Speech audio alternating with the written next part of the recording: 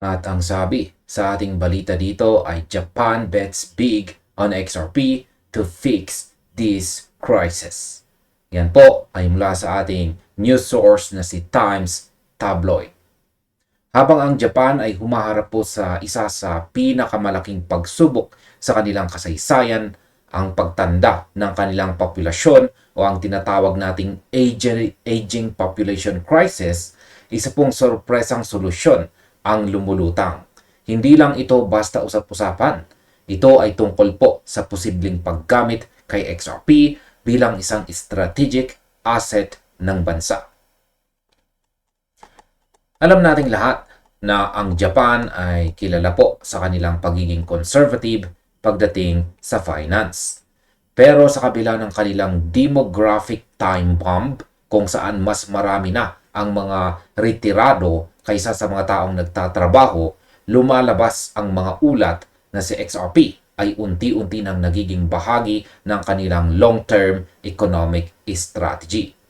Kaya sa video na ito, pag-uusapan natin ang pananaw ng crypto analyst dito na si Pampios, ayan po siya, tungkol sa kung bakit sa XRP ang napili ng Japan at ano ang implikasyon nito sa ating lahat. At ayan, simulan po natin na pag-usapan ang demographic crisis ng Japan. Para maintindihan natin kung bakit ito malaking balita, kailangan nating balikan ang realidad na kinakaharap ng Japan. Ayon sa mga eksperto at sa post ni Yuto, yan po, ang bansa ay nakaharap sa isang seryosong hamon. Yan ay ang pagliit ng workforce habang lumalaki naman ang gastusin para sa mga pension at saka healthcare. Sa madaling salita, paano susuportahan ng Japan ang kanilang mga matatanda kung paunti ng paunti ang nagbabayad ng buwis? At ayan, ito po ang aking opinion dyan. Sa tingin ko po, ito ay isang wake-up call para sa maraming bansa. Ang tradisyonal na paraan ng pag-iipon ay hindi na sapat para sa bilis ng pagbabago ng mundo.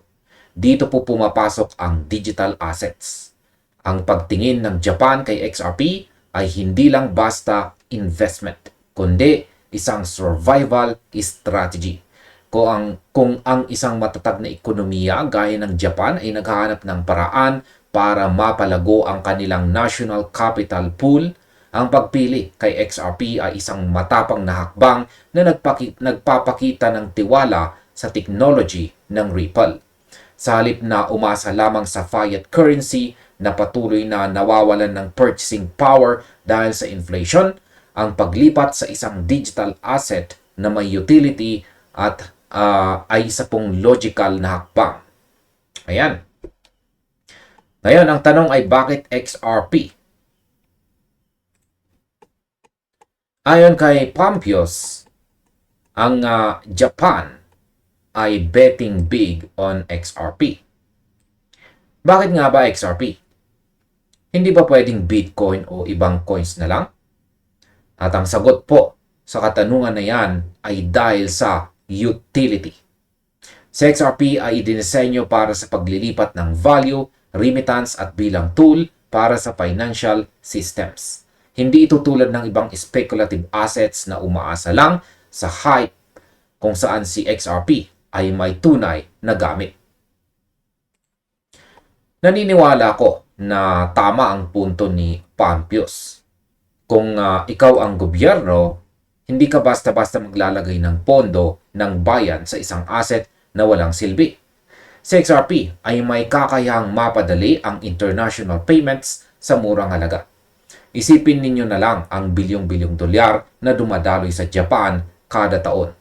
Kung ang lahat ng ito ay dadaan sa XRP Ledger, ang efficiency na makukuha nila ay napakalaki. Ang pag-position kay XRP bilang bahagi ng kanilang national reserves ay nagpapakita na seryoso sila sa pag-modernize ng kanilang financial infrastructure. Ito ay hindi lang tungkol sa pag-earn ng profit. Ito ay tungkol sa paglikha ng isang system na kayang tumayo kahit pa sa gitna ng economic instability. Pag-usapan naman natin ang papel ng SBI at saka institutional adoption. Hindi natin pwedeng pag-usapan si XRP sa Japan nang hindi po binabanggit ang SBI. Ang SBI Group ay matagal ng katuwang ng Ripple at sila ang isa sa mga pangunahing dahilan kung bakit malakas ang adoption ng XRP sa Japan. Sila po ang nagsisilbing tulay para sa institutional adoption. At ayan ang aking opinion naman dito. Ito ang hard evidence na kailangan natin. Hindi lang ito haka-haka. Ang SBI ay isang dambuhalang financial institution. Kung sila ay nagtitiwala kay XRP, alam nila ang mga behind the scenes na hindi natin nakikita. Ang institutional participation na binanggit ni Pampios ay isa pong napakalakas na indicator. Kapag ang mga pension funds ay nagsimula ng pumasok kay XRP, ibig sabihin ay nakita na nila ang stability nito. Ang institutional money ay ayaw ng uncertainty. Kung pumasok sila rito, ibig sabihin ay tapos na ang kanilang pag-aaral at naniniwala silang sa XRP ay bahagi ng kinabukasan ng finance. Para sa atin, ang signal na ito ay nagpapakita na ang smart money ay hindi lang basta nagbabakasakali. Sila ay seryosong nakapwesto. Pag-usapan naman po natin si XRP para sa pension funds. Yan. Pampius claimed that pension funds are beginning to move into XRP as part of a broader investment strategy.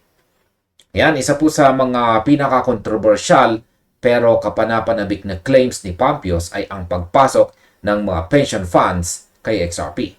Ang pension fund ay pera ng taong bayan.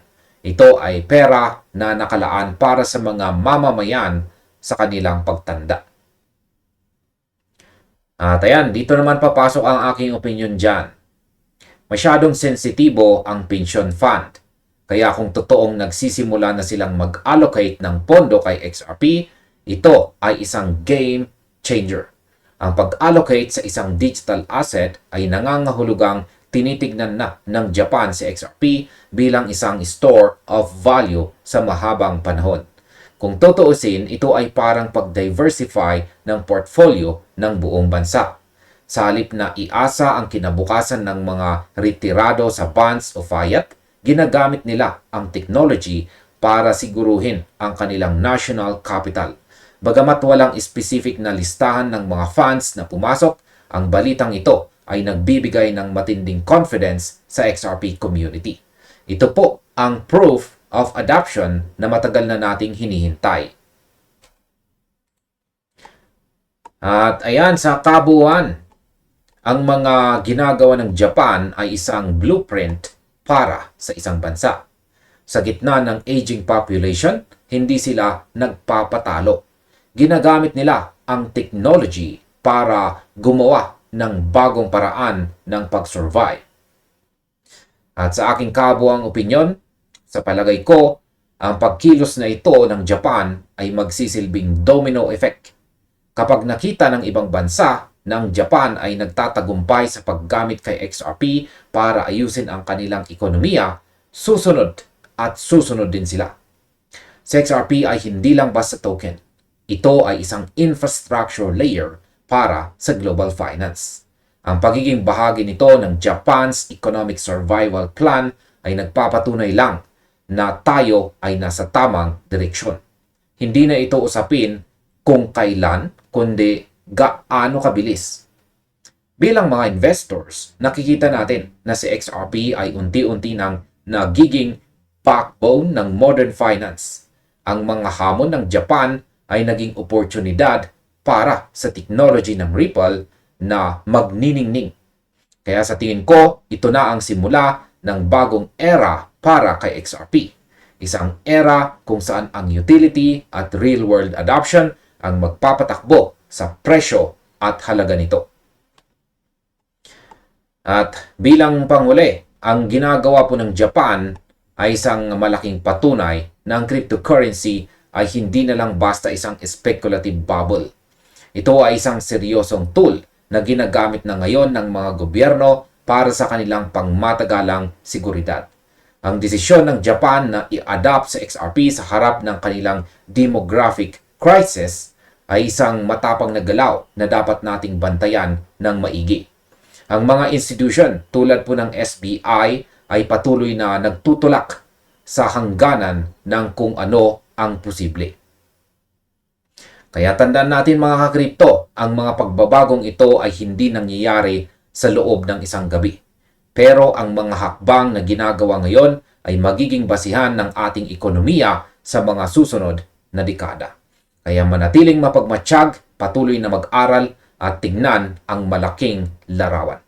At hanggang dito na lamang po tayo sa video na ito mga kakripto. Maraming salamat sa inyong panonood. Maaaring panoorin na rin ninyo sunod ang recommended video natin dito.